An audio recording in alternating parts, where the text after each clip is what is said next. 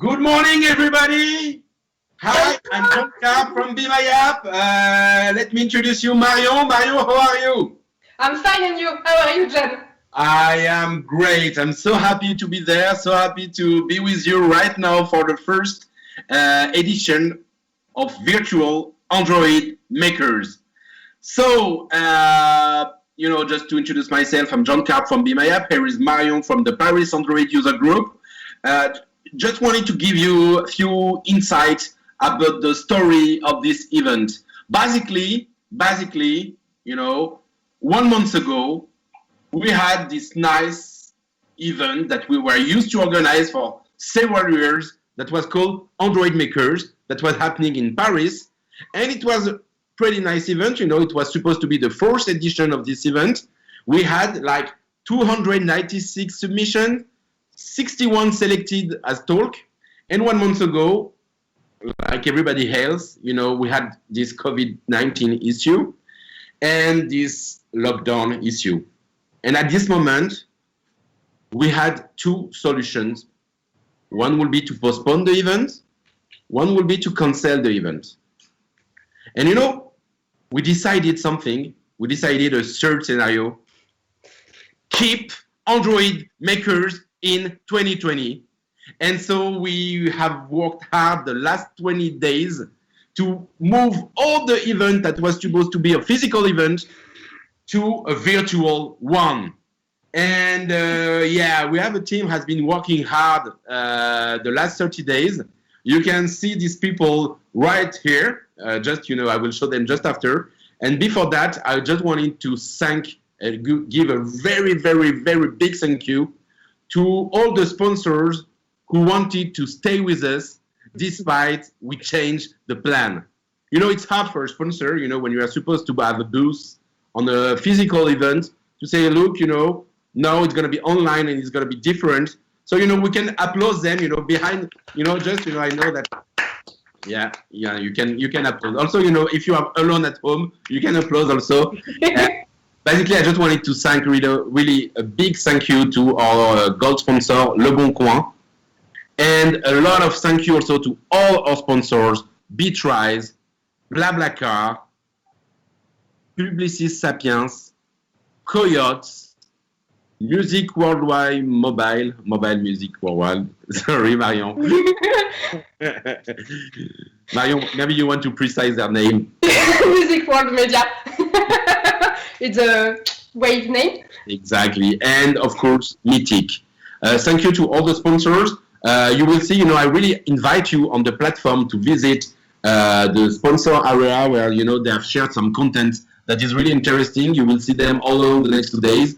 A big thank you to all the sponsors. Then, about the staff,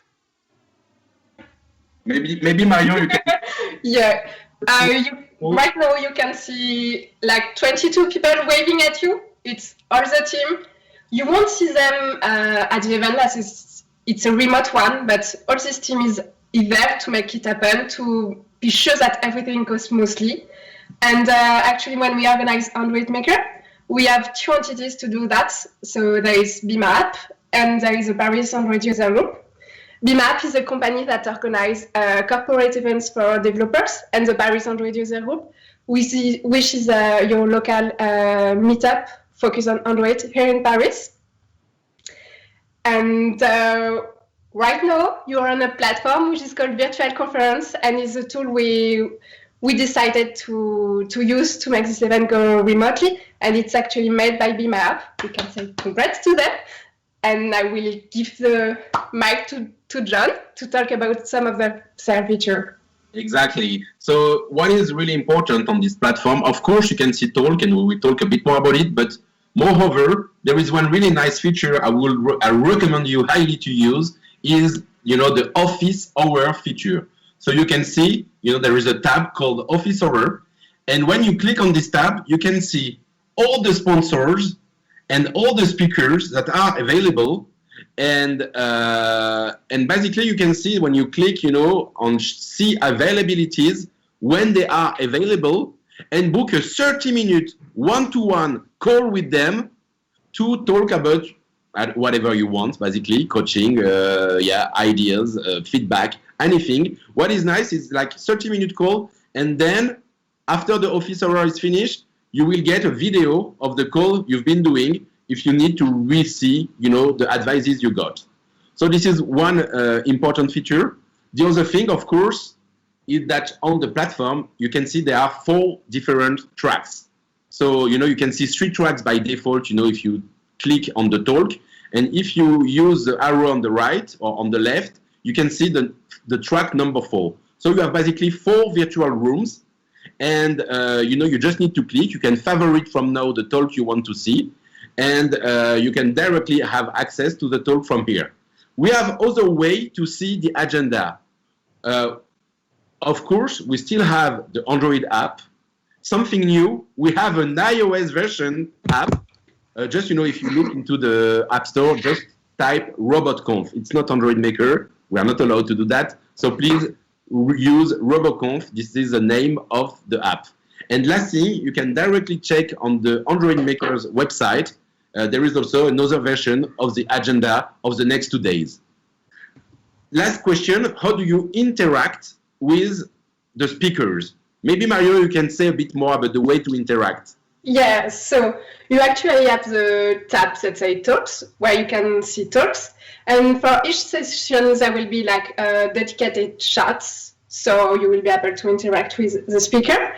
And we also selected some other tools to add even more interaction with the speaker. The first one is called Slido. You can go to app.slido and enter Android Makers. And this is basically a tool to facilitate Q&A. So you ask your question, there will be also poll depending on the session. And you can also thumb up or even thumb down the questions that you like or like less, I would say. And there is also a last tool that which is called Open Feedback. This one helps give feedback, so you can see there a little bit that there is quick tag like, oh, it was fun, I like this demo. So you won't even need to write anything if you don't want, but you can still make a more elaborate feedback to the speaker. And please do it, because it's really, really, really great for them to follow this journey. And it's a nice way to show them support that you are watching that talk and you are listening. So please use that. So wrap up, Slido Q&A, Open Feedback for feedback. Tuk, tuk, tuk. And because this is an Android Makers, it wouldn't be the same without a specific session. Some of you may know what I'm talking about. I'm talking about the App Clinic. It will happen Tuesday at 2:20 p.m. Parisian time. So for those, basically the session is like we will have 4 experts on Android, and you can send your app to app.clinic@androidmakers.fr, and they will review them live. So it's really interesting. They give a lot of interesting feedback. It's really nice to have an outsider opinion on it, especially from experts. And it's always fun to watch. We also created an ephemeral Slack. You can follow this link to join it. The idea is really to recreate the community. And if you just want to check up with people from the community, go on there, own it. It's really, we made it for you. And we also have some activity on it, like today at 5 p.m. Parisian time again. We will have Ask Me Anything with Lila Richardson and Compose, which is one of the main contributors on it. So we are quite excited about it. I hope you're going to be excited about it too. So please join it today at 5 p.m. on Slack. And if you want to talk about the event, you can do it on Twitter with this hashtag Android Makers. We dropped Safer because we went remotely, so word one. And we still have a code of conduct, so please be respectful of each other. We will moderate if anything go chaotic, we will say. And you can see the code of conduct on this link, android.maker COD. And here we are. Are you ready? Yeah. So it's time to do let's do a check together. Yeah, come on. Okay, so now I think it's time to start. I think it's time to start with you, Clément, and I'm really Yep. proud and happy to let you do the first keynote of the first virtual Android maker. So everybody, again, a big round of applause for Clément, who will talk about story of a full remote culture. Thank you, Clément, for being here. Enjoy the next 2 days. Clément, it's up to you now. Come All on! right. Those guys are crazy, right? But at the same time, I think you have to be crazy a bit to organize this kind of events. All right, so yeah, so really a big thanks to the organization team because it's really, we are very lucky to have this kind of events even in those times. And I'm really glad to be here. So yeah, I'm really glad to be here, even virtually, to talk to you about remote work. And I mean, in the end, it totally makes sense to do it remotely, right? So my name is Clément. I'm a French Android developer, as you may have heard, and I am leading the Android team at Hitch. So just to give you a bit of context about Hitch, it's a ride-sharing company which started in France and who is also now operating in Europe, elsewhere in Belgium, and also in North Africa with Algeria and Morocco. And we are nearly 300 people in the company. And what makes the company a bit special is the fact that it's a remote-first company since the very beginning. So I've been there nearly 2 years now, and I've been lucky enough to practice a lot of the remote culture that we have in the company. And that's why I wanted to share to you my experience about that, basically. So just to start, to know a bit more about you guys and a bit more about your remote work habits, there is a poll that you should be able to access. The link has been shared in the chat. It's quite a basic question, just about how you remote work if you are doing that. So normally we should be able to see the question, I think, very soon. Basically, the question is, yeah, no problem. So basically, the question is, are you usually remote working? There are like 4 possible answers.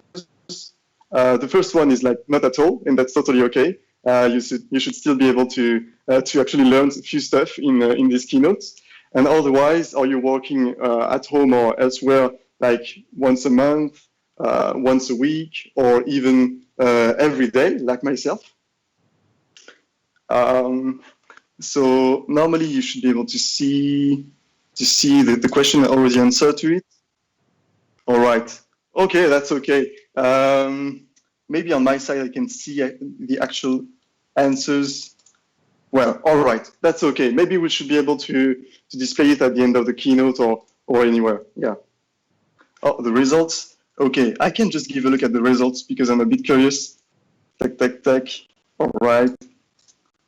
Okay, so we have like 42% of the of people working at least once a week, which is pretty good. And otherwise, once a month for 28% of the percent of people, not at all for 20%, and every day for 11%. That's quite cool. Yeah, because most of the time I don't really know. I mean, it's not visible when you're working remotely or not, so you don't really know if there are a lot of remote workers or not. But yeah, 40% of people working once a week. It's quite good, quite cool. Oh yeah, we can see it. Cool. All right. So I guess that it will be interesting for you. Okay, so just to start with the basics, I guess that we first have to define what does it mean to actually work remotely. So what is remote? Basically, remote means that you don't work actually in an office or in any place owned by your company.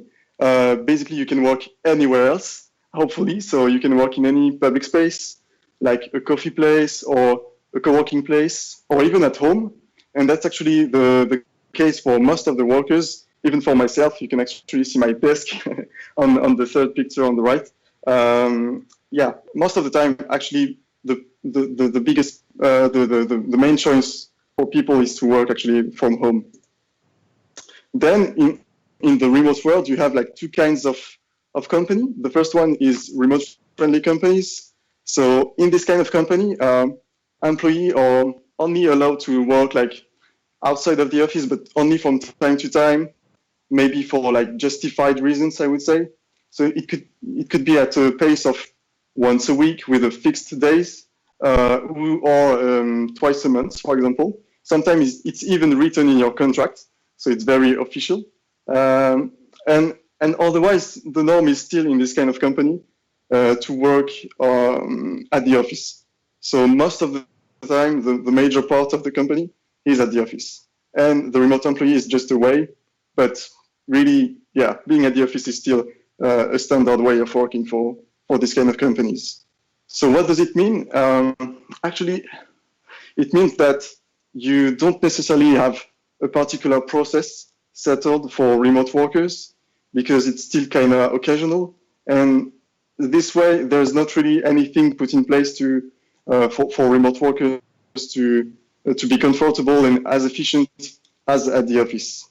And even if there are some process, those ones are not really shared between the on-site workers and the remote workers, and that will make a big difference with the rest of the remote companies, which are the remote first companies. So in this kind of remote first companies, actually anybody is working from anywhere and at any moment. I mean, it doesn't really make a difference for people where you work. It could be in a different country, it could be just a few kilometers from the office. It won't really make a difference in the workflow, in the productivity, or in any routine that you can have. So for those companies, obviously, tools are pretty important because you still have to be available to do some video calls, to be available to your colleagues. But what is even more important than tools actually are the commitment of your company and your team to really be involved in this remote culture, in the workflows, the processes that you want to put in place. So there are a few things that you can't really assume anymore, actually. For example, the fact that you can't now tap on the shoulder of your colleague when you need them.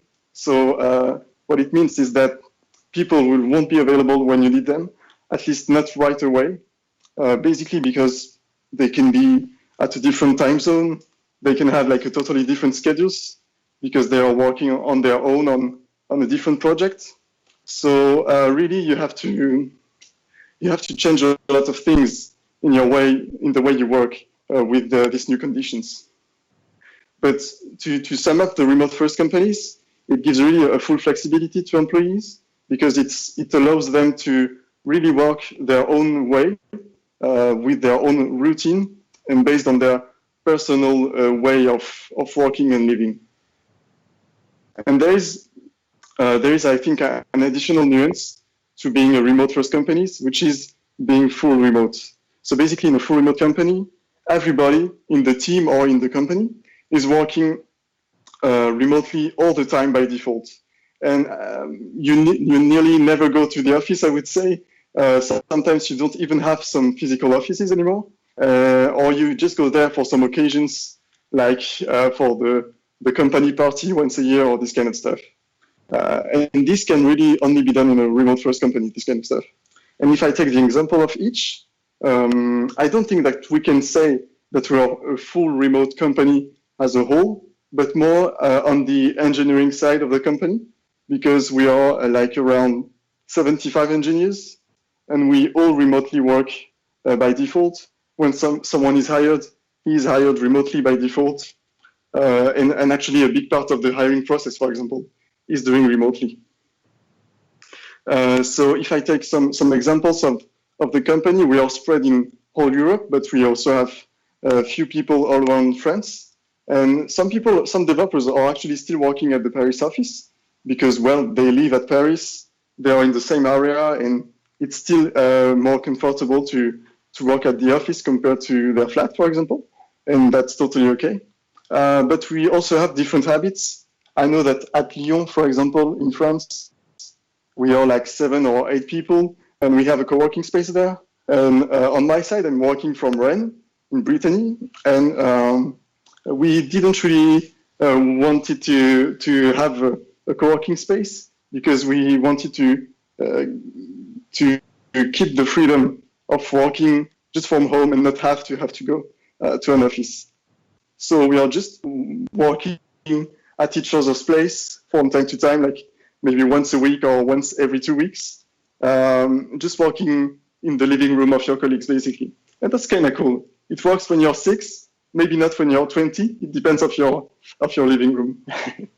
All right, so now that we know a bit more about remote companies, we could wonder about why we would actually want to go for remote and why there are also more and more companies going into this direction. Well, actually, today, we don't really have the choice, right? It's like the only safe way we have to work. So it has the advantage of being quite adapted to the current circumstances. At the same time, we don't have the choice, but it's still a chance, I think, for developers to still be able to work, because it's not the case for everyone, of course. And but we still have to keep in mind that we are still impacted, obviously, personally, but also in our company, because obviously the company activity is impacted by the conditions we have. And also, for any people discovering remote work today, thanks to, I would say, because of these conditions, you really have to keep in mind that remote work those days is very different compared to usual remote work. I would say that we are more at home, trying to actually get things done, rather than fully remotely working with full efficiency. Maybe you have your children at home. Obviously, everyone is worried about the situation. So really, if you don't feel that you're productive, it's totally all right those days. Even for myself, who is remotely working fully since a few years, it's really not the same than the usual way we are working, I would say. Then, if we go back on the usual advantages of working remotely, there is I think the hiring part, which is quite an objective part, because obviously when you're hiring remotely, you're able to hire a lot more people than if you were just hiring locally. This way you can reach a lot more people, and also it's really a good way to find your growth, because of course you're able to grow even more when you're hiring in the whole country, or in maybe even in multiple countries, for example, compared to just hiring locally at your city or just in the area where you are. Then there is also the work efficiency.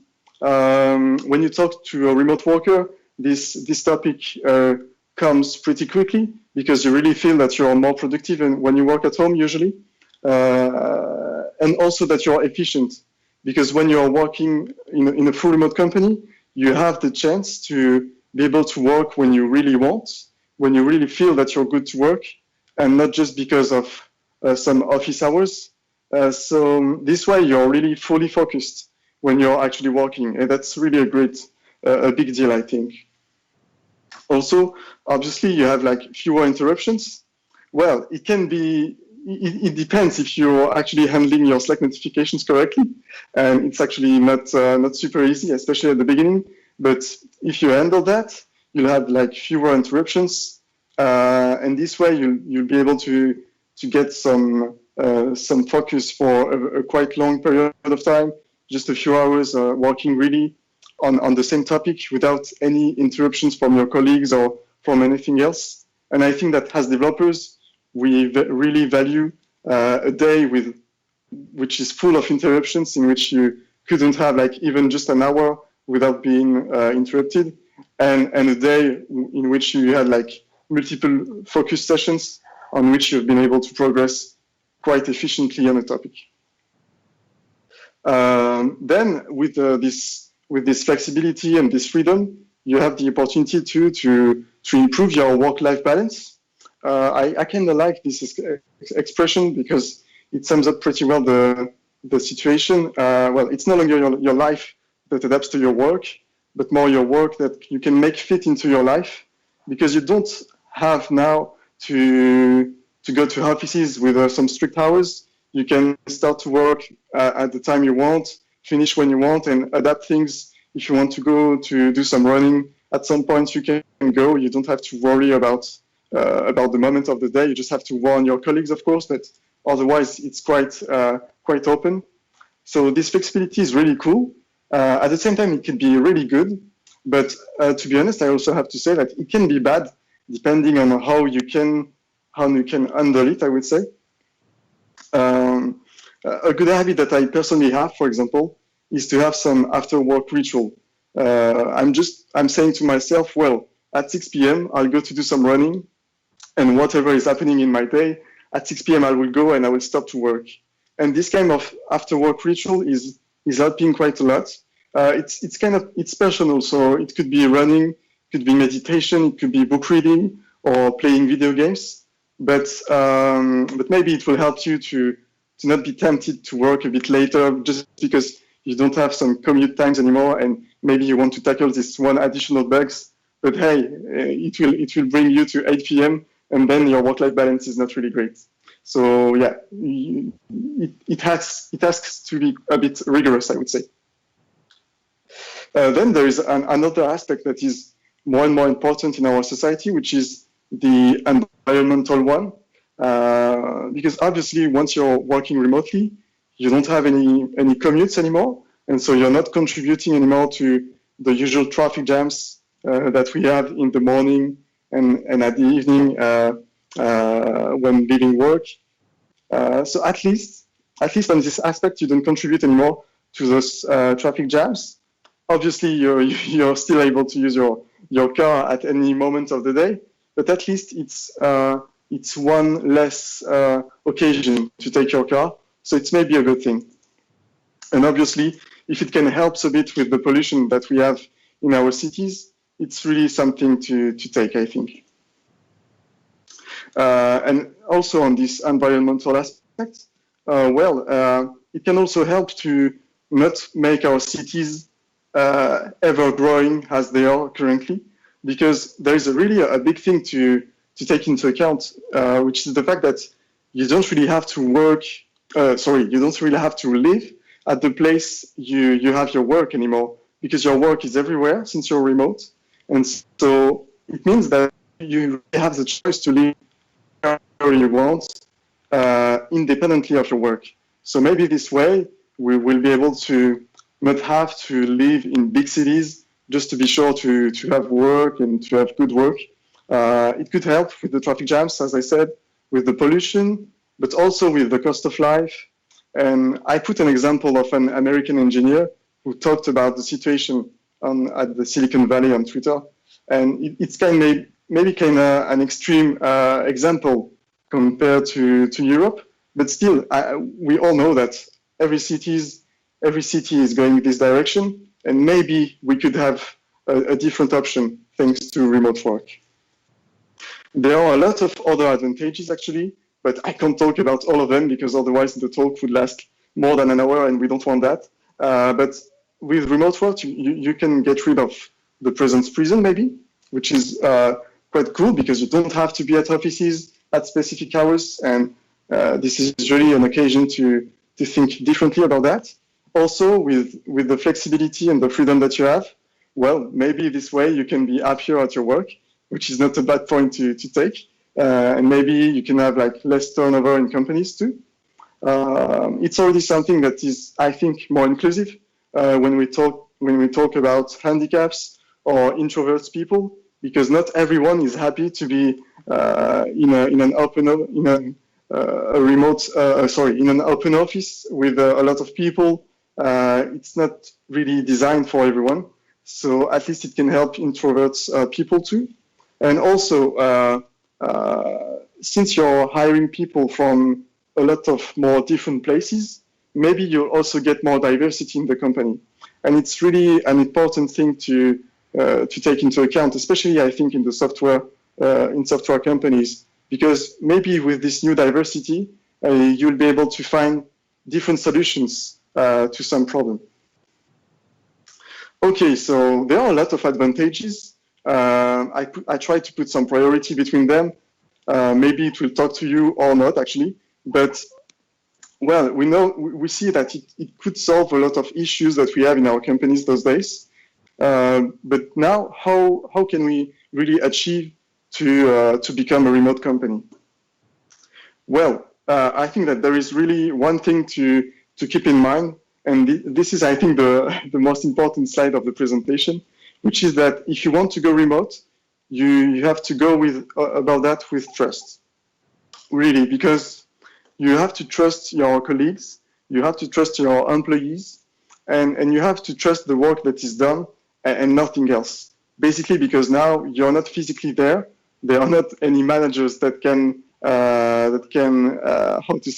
monitor you in the offices, and so you really need to trust people. What you can do is you can see the actual progress of the feature that people are working on, and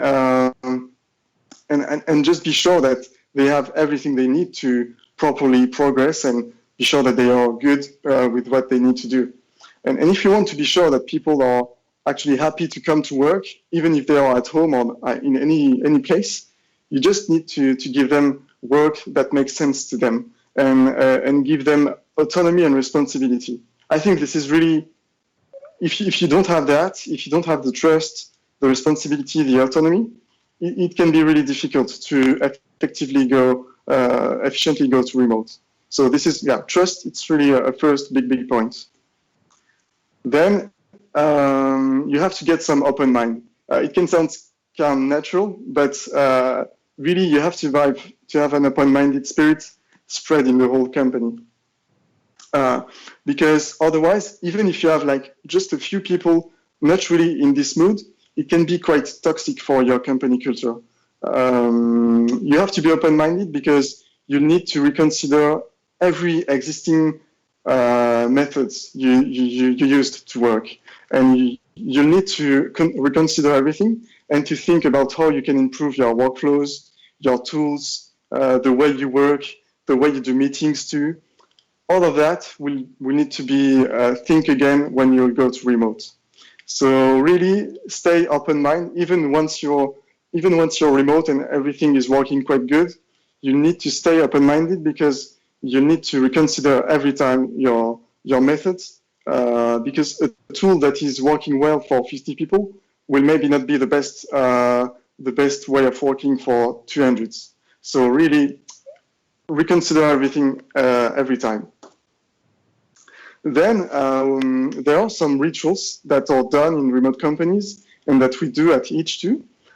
Rituals are things that you will do very frequently to keep a connection between you and your colleagues, which is especially important because you're not there physically anymore. So you still have to keep a link with people you work with. So, for example, I take one example of the ritual that we are doing, but there are a lot more. There are a lot others. This example is the remote coffee machine. So basically, what we do is that every week, three people are selected randomly in the company, and we are making groups of 3 people in the whole company. And those groups have to make a call in the week. They can take like half an hour, for example, and they can take that just to discuss about anything they want. Not especially work. It's not even the goal, actually. You can talk about your patients, about your weekend, about anything. The goal is actually to reproduce the kind of informal discussions that you have around the coffee machine at the offices, and just doing it through a video call. An example of staying open-minded about that is the fact that at the beginning in the company, we were doing that on Monday morning only, and it was like a fixed time slot. But we figured out that it was not maybe the best time because people were preparing their week at this moment, for example. So what we did is that we let the choice to each group to find the sweet spot for everyone. And this way, people just have to find a good spot in their calendar. And in the end, we found that we had like a better engagement in this ritual. Then there is another very important point about remote work, which is asynchronism. It's really a key subject also to work in a remote context, because since you can have a colleague in a different time zone, maybe sleeping at the same time you're working, for example, or just working on different hours, you really need to be asynchronous. So for that, you have a really big need of documentation and quite a strong organization around this documentation, because the goal now is to refer systematically to documentation and not systematically to persons anymore. Because this person that you were about to ping maybe already wrote a documentation which is there to make everybody win some time. It's really a more effective way to work. And there is a really great book, in my opinion, about that. Not only about asynchronism, but also about remote work and basically how to not go crazy at work. It's called It Doesn't Have to Be Crazy at Work. And this is written by the co-founders of Basecamp, Jason Fried and David Heinemeier-Hansen. It's really a book quite easy to read, actually, and really a good one about all the process that you can put in place in your company to be asynchronous. There are two quotes from this book that I like pretty much. The first one is that calm at work is asynchronous first and real-time second, because as I said, real-time is really a luxury that you don't really have anymore once everybody is spread in the whole world or in different countries. So really, you need to go asynchronous first. And then there is a second quote about the fact that in almost every situation, the expectation of an immediate answer is an unreasonable expectation. Because the person you were about to ping on Slack, you will interrupt this person, and maybe he or she was working on a project actually more prior than the question you had. And if you always expect people to answer immediately to you, then you're putting something kind of crazy where everybody has to be available at any time on Slack and always available, and not available to actually dig into something really important to do and to focus on their actual work. So really, this is something to keep in mind.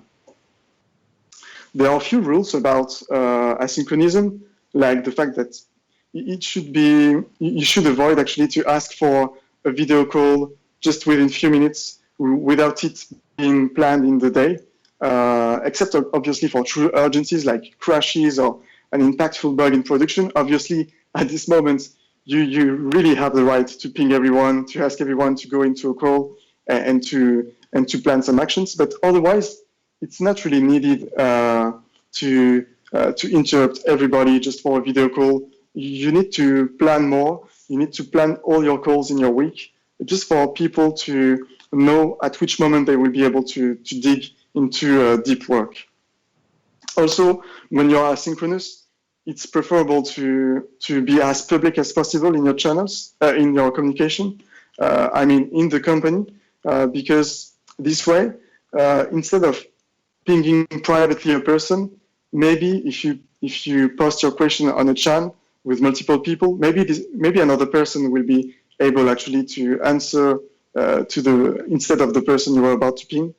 And with this transparency too, it should be easier for anyone just to jump on a project and to see what are the actual questions of this project, what is the current status, since everything is on a public channel. Then comes the tools. They are quite important, but as you can see, I didn't put them at the very first thing you need to dig into. But still, they are super important actually for your daily work, to be able to work comfortably remotely, because you still need to do some video calls, you still need to be available and to work smoothly. So, and it's really thanks to tools that nowadays we can really work remotely, as we are just doing for this conference, for example. But what is even more important than the tools themselves is which usage you want for each tool. So do you actually want, if you want a communication tool, is it for synchronous or asynchronous communication? And it can make a really big difference in the way the tool is working. And the same for documentation, for example. is it made for technical documentation or product specs? So if I take the example of each, we are obviously, I mean, we are using Slack. I think that a lot of people know these tools. It's like our main communication tool, and mainly for synchronous communication. And that's really a big point. We really consider to use Slack only for synchronous discussions. So what we have is that we have one channel for the whole company for the kind of global announcements. And then we have like a few channels for each product team that we have in the company, and then one channel per project. And so this way, if you want to jump on the project, you just have to join the channel and see a bit what were the last discussions. And then, well, we also have a lot of custom emojis actually on our Slack. I don't know if it's the case for your company too, but really, I think that we have one emoji for every situation. It's actually a good way for everybody in the company to contribute to your culture. And also, more seriously, it's also a way to give a bit more of non-verbal communication to your written communication that you're using every day. It gives you a bit of context to know a bit more a sentence, to understand a bit more a sentence. And actually, an emoji can make a big difference in the way you will understand the sentence from a colleague. So really, you can go full emojis. It's really cool. There are a few rules about Slack that we try to stick at each, but to be honest, we are not super perfect about that. They are really related to the asynchronous rules. So just avoid to ping everyone in a chat, please. It's really not something good to do to keep everyone focused on their work. Instead of that, I think that it's a good thing to take just a moment to think about the relevant people to ping about your question. Just at the same time, we try also to keep our Slack threads minimalist, because when a thread is going crazy and you have like dozens of answers into it, it's very difficult to find any information into it. So what we try to do is that if we see that a discussion is going to last too long on Slack, we will try to move it to a different tool for a more asynchronous discussion. Or we will try to do like a Zoom to once and for all finish this discussion by making it very synchronous and just find a final statement. And also, as always, just to try to keep discussions as public as possible. We have other tools, and I promise the tools list won't go forever, but obviously when you're working remotely, you need to do some video calls. So at Hitch, for example, we use Zoom for team meetings, for one-on-one, for any kind of discussions actually. But yeah, it's true that we had a lot of controversy about those tools, about this tool those days. So it's not really a problem if you still want to go remote, because there are a lot of other video tools actually available. There is, and I only know some of them by name, but you have like Cisco WebEx, Starleaf, Whereby, Skype. You still have plenty of choice if you don't want to use Zoom actually. It's not like it is the only option you have to do some video calls. And we are also using Notion as our main documentation tool for product specs, for meeting notes and those kind of stuff, and also for asynchronous communication. So yeah, the tools, you could go forever into that. You can use really a lot of tools, but really what is important is that you have to find the tools that suit really the way you work. And for example, before Notion, at Hitch, we were using Dropbox Paper, but then, I mean, we switched to Notion because it was more adapted to the way we were sharing our documentations. It can always evolve, and that's why you have to stay open-minded about that. Then there is also a last point, which is really important. Unfortunately, you can't do that those days, but hopefully it will come back soon. Doing some offsite companies offsites and some team retreats. It's really a good occasion for the company for everyone in the company to meet each other and to share some moments with your colleagues, because it's really different to work with someone once you shared just a few moments with this person in real life. It will create a connection between you and your colleagues, and it will make it very different. So what we do, for example, is that we have an on-site every 8 months or once a year. And then since we are divided into product teams, we are also doing some team retreats twice a year, just to try to tackle some new projects and just to mainly to share moments with your colleagues. And for example, all remote companies are doing this kind of stuff. And I took the example of InVision, which is really a kind of big company with 800 employees in remote. And they have like a big company offsite, which they called in real life, IRL. I put the YouTube link there and you'll be able to catch it up. But it's really like a huge event in which everybody is meeting. It's kind of fun.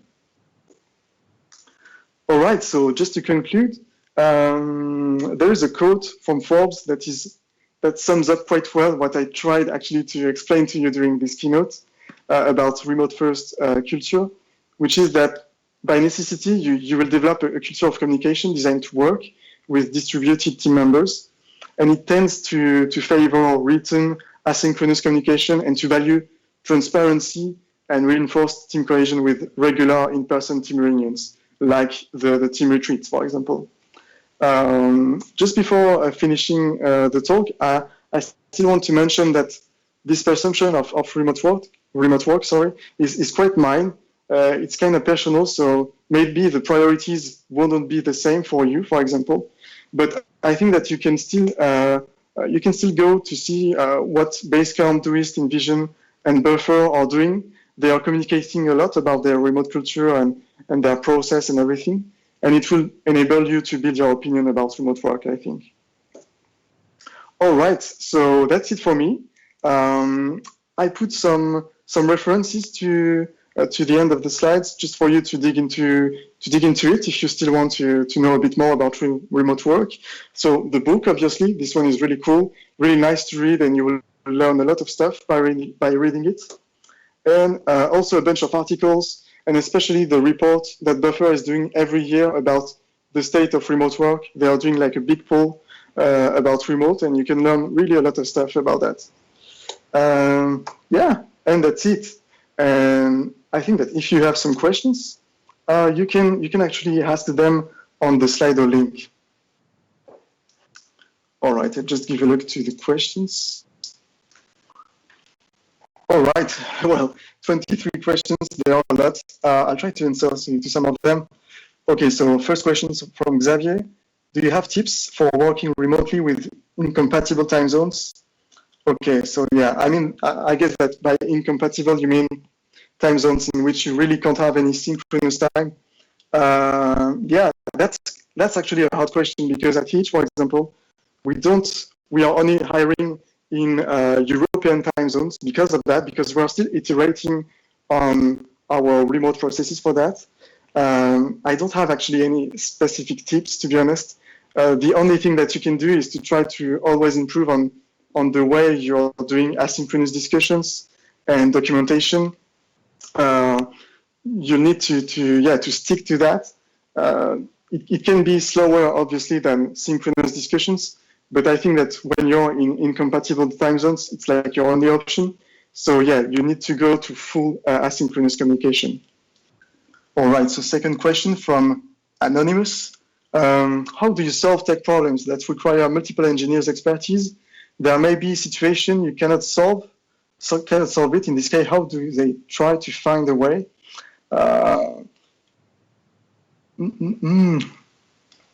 Actually, yeah, since we are still able to have some urgencies in which even at night times, you still have some people on duty to be able to answer to any production bugs.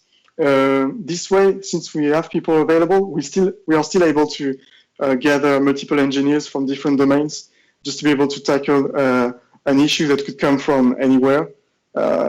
So this way, we've been always able to tackle some issues with the platform going down at any moment of the day. So I guess that you have to put in place at least a process of persons in duty mentioned. I mean, choose in advance, just to still have people available to work on that. Okay. Do you do pair programming? If so, are there tools you would advise for that? Well, what we do on our side is that we are doing some pair programming sessions through Zoom and with Android Studio into it, just by sharing your screen. Well, it's quite high demanding for your laptop because Zoom is taking a lot of process times, but it's still working. So we are doing pair programming this way, basically. Okay, just a few more questions. I think we still have some time. Are you still doing your job in office hours, like 9, 18, or whatever? Is it up to you or the company has a policy for this? Well, we have a lot of flexibility and freedom in the company about that because we can really choose our hours. We don't have any office hours that are mandatory or any kind of that. Personally, I'm still doing some office hours, actually. I'm beginning at like between 9 and 10 and finishing at 6 or a bit more. I know that some people are working very differently in the company. Some are working quite early in the morning, others a bit late in the evening. It really depends on people, but definitely we have the freedom to choose that. And all that we ask people to do is to still be available for the team meetings, if there are some planned in the day, even if they are not in the usual hours they are working. If there is a meeting, as much as possible, we are asking for people to still be available. But it's working quite well, to be honest. Everybody is working this way, and it's quite smooth. Okay, one last question. How do you handle asynchronous collaboration between different parts of the team, product, engineering? I found Slack to be terrible for this. Yeah, and I totally agree. Slack is really not made for that because when you're trying to do some documentation work, for example, it has to be very asynchronous. For that, we use Notion a lot to write the product specs. And we have what we call in our project process a discovery phase, which is there to basically to explore any solutions to a problem that we have and to see what we can do on the product side, but also technically. And for that, yeah, basically we use Notion. So we share a Notion page on Slack and say to people, hey, I think I have a solution about that. I took the time to write everything about the in and outs of this solution. And then people will contribute to that later, not even at the same day, but just later in the week, whenever they will be available. And this way, at the end of the week, we're still able to have something that we progressed on asynchronously. And at the end of the discovery or at the beginning, it will depend, but we also try to still do like a synchronous call just to kick off this discovery phase and to give like the main points. And also at the end, just to summarize what has been chosen, being sure that everything has been okay for everybody. All right, so I see that there are a lot of other questions. Actually, maybe I'll put some office hours available. I didn't put any because I thought that maybe it would be useful for my case, but I'll put some of them. So do not hesitate to actually take some calls with me. I'll change that in the platform. All right. So thanks a lot. Thanks a lot for your attention and your questions, actually. I think that we are really lucky to still have this kind of event. So really a big thanks to the organization team. And well, enjoy the event. We are very lucky to still have this event during 2 days and be able to learn a lot of stuff during those 2 days. So enjoy every part of it and have a nice day. Bye-bye, folks.